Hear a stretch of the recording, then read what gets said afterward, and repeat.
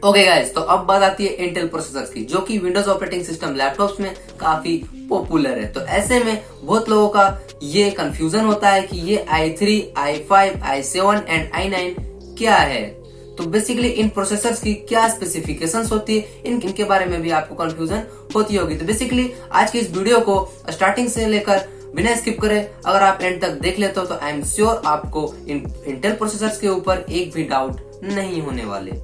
And basically इस video के through मैं ओवरव्यू दे दूंगा कि इनके जनरेशन किस तरह से वर्क करते हैं। आई मीन ये Intel i3 7 gen, 9 gen, 10 gen and 11 gen क्यों लिखा हुआ होता है। तो बेसिकली सारे डाउट्स क्लियर होंगे इस वीडियो के थ्रू। हेलो गाइस, मैं हूं अंकित सिंह और आप देख रहे हैं S tech for you channel. तो वीडियो को बिना किसी देरी के स्टार्ट करते हैं। तो first of all i3, i5, i7 and i9 processors क्या है। तो बेसिकली अभी के अवेलेबल जितने भी माइक्रोसॉफ्ट विंडोज अवेलेबल लैपटॉप्स या पीसीज हैं, उनमें आपको इनबिल्ट इंटेल के प्रोसेसर ही देखने को मिलते हैं। एंड प्रोसेसर क्या है, इनके बारे में अगर आपको एक भी डाउट है तो आप मेरे डिस्क्रिप्शन में जाके चेक कर लो। आपको प्रोसेसर को लेकर मैंने उसके ऊपर एक डेडिकेटेड वीडियोस बना रखा है, तो आपके वहां से प्रोसेसर क्या है आप वहां से जान लोगे। तो बेसिकली इंटेल कंपनी अपने आई सीरीज के प्रोसेसर्स को लेकर विंडोज लैपटॉप में काफी पॉपुलर है। दैट्स व्हाई आप जितने भी विंडोज ऑपरेटिंग सिस्टम के लैपटॉप्स यूज करते होंगे उनमें आप अधिकतर देखते होंगे कि आपको वहां पर ही लैपटॉप के ठीक नीचे आपको लिखा हुआ देखते होंगे i3 9 gen, i5 10 gen and इसी तरह के सिमिलर काफी सारे इंटेल के स्पेसिफिकेशंस आप देखते होंगे। तो बेसिकली ये i3, i5, i7 and i9 Intel के द्वारा बनाए गए अलग अलग प्रोसेसर्स हैं जो कि लैपटॉप्स एंड पीसी में यूज होते हैं। तो जैसा कि आपको नाम से ही पता चल पा रहा होगा कि i3 i5 के मुकाबले काफी स्लो होगा एंड i7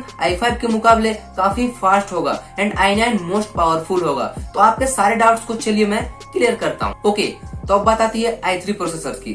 तो ये जो इंटेल के i3 प्रोसेसर्स हैं, इनमें आपको डुअल कोर यानी कि 2 कोर मिल जाते हैं। एंड आपको कोर को लेकर एक भी कंफ्यूजन है तो आप मेरे प्रोसेसर वाले वीडियोस का लिंक मैंने डिस्क्रिप्शन में दे रखा है, वहां से आप उस वीडियो को देखकर प्रोसेसर एंड कोर्स क्या होते हैं इनके बारे में सारे डाउट्स क्लियर कर लोगे। तो बेसिकली i3 प्रोसेसर में डुअल कोर होने के चलते i5 एंड i7 के कंपैरिजन में ये काफी स्लो होता है।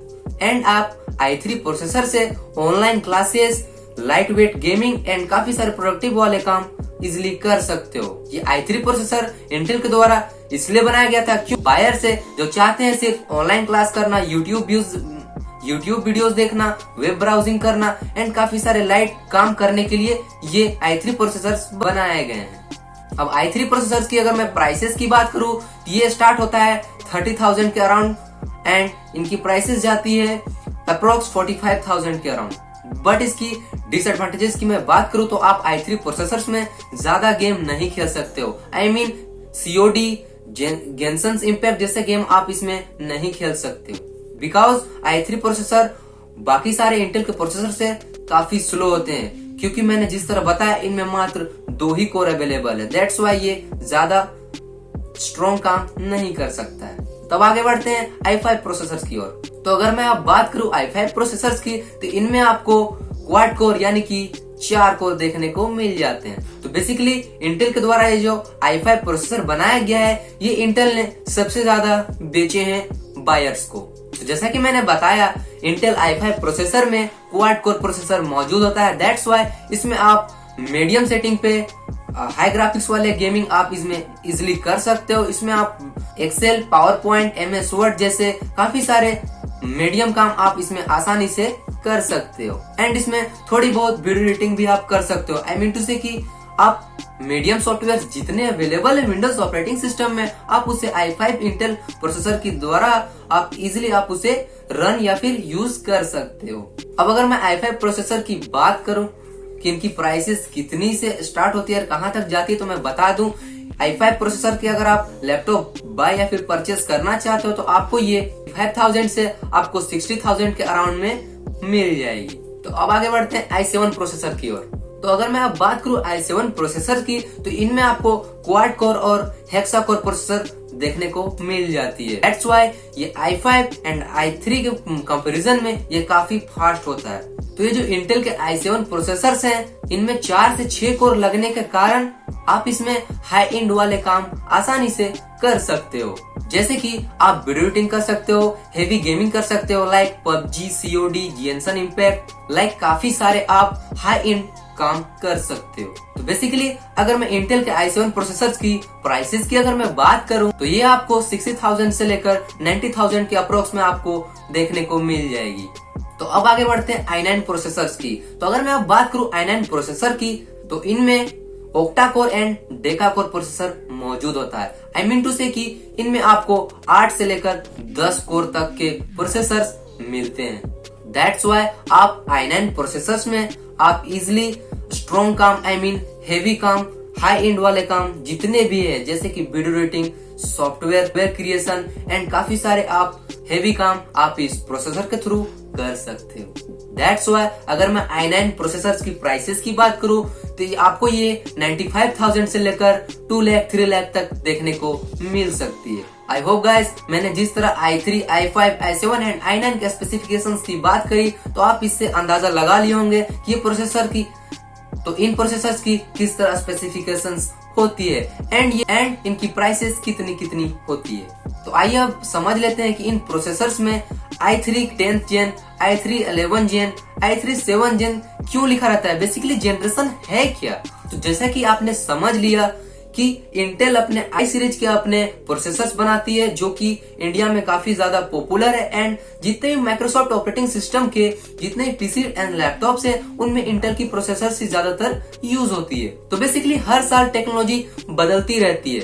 दैट्स वाई इंटेल भी अपने प्रोसेसर्स को रीडिजाइन करके बेटर बनाता रहता है। दैट्स वाई अपने प्रोसेसर को इंटेल बेटर बना के उनका जनरेशन एंड उनका नेमिंग चेंज कर देता है। आई मीन 7 जनरेशन लिख देता है, 10 जनरेशन लिख देता है एंड 11 जनरेशन लिख देता है। तो आइए इसे मैं आपको सिंपल भाषा में समझाता हूँ। फॉर एग्जाम्पल एक लैपटॉप में अगर मैं इंटेल के i प्रोसेसर्स को यूज करूँ तो उसकी बैटरी बैकअप मुझे एकदम न के बराबर देखने को मिलेगी एंड इफिशियंसी एंड परफॉर्मेंस की बात करूँ तो वो भी मुझे बकवास मिलेगी। एंड अगर मैं उसी लैपटॉप में i3 का लेटेस्ट 11 जनरेशन का प्रोसेसर इस्तेमाल करूँ तो ऐसे में मुझे 7 जनरेशन के कंपैरिजन में 11 जनरेशन वाला प्रोसेसर इंटेल का काफी फास्ट एंड बीस्ट परफॉर्मेंस देगा। तो ऐसा इसलिए पॉसिबल हो पाया क्योंकि जनरेशन गैप की वजह से, क्योंकि ये जो 7 जनरेशन में जितनी भी बग्स एंड खामियां थी उन्हें ये सुधार कर 11 जनरेशन में बेटर कर दिया है इंटेल।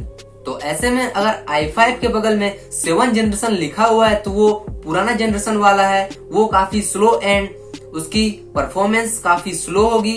एंड अगर i5 की अगर मैं अभी लेटेस्ट वाला 11 जनरेशन की बात करूं तो वो काफी ज्यादा फास्ट होगा एज कम्पेयर टू उसके पीछे वाले जनरेशन के जितने भी प्रोसेसर्स हैं i5 वाले। सिमिलरली आपको i3 में भी बहुत सारे जनरेशन देखने को मिलेंगे एंड i5 में भी, सिमिलरली i7 में भी एंड i9 प्रोसेसर्स में भी। तो बेसिकली आपने समझ लिया हो कि जनरेशन का मतलब होता है कि वही प्रोसेसर्स को रीडिजाइन करके उसकी परफॉर्मेंस को बेटर बना दिया जाता है एंड उसकी जनरेशन का नाम एक स्टेप आगे दे दिया जाता है। आई मीन टू से i3 10 जेन तो अब उससे बेटर वाला वर्जन i3 11 जेन होगा, जो कि अभी i3 11 जेन लेटेस्ट प्रोसेसर है i3 का। तो आई होप कि आपको इंटेल के सारे प्रोसेसर्स के ऊपर एक भी डाउट नहीं होगा एंड आपको ये भी कंफ्यूजन नहीं होगा कि ये जनरेशन क्यों लिखा हुआ होता है एंड आपको बहुत सारे नॉलेज भी मिले होंगे इंटेल प्रोसेसर को लेकर। तो बेसिकली आपको किसी भी टॉपिक के ऊपर डेडिकेटेड वीडियोस चाहिए तो मुझे आप कमेंट में बताओ, मैं उसके ऊपर वीडियोस जरूर लाऊंगा। वीडियो अगर अच्छा लगा हो तो वीडियो को लाइक करना, वरना कोई नहीं, मैं अपनी वीडियो को और बेटर करने की कोशिश करूंगा। अगर आपको कंप्यूटर रिलेटेड वीडियोस देखने हैं तो आप S tech for you channel को सब्सक्राइब कर लो। मिलते हैं इसी तरह के एक और इंटरेस्टिंग टॉपिक के साथ, तब तक देखते रहिए S tech for you channel. Goodbye and take care.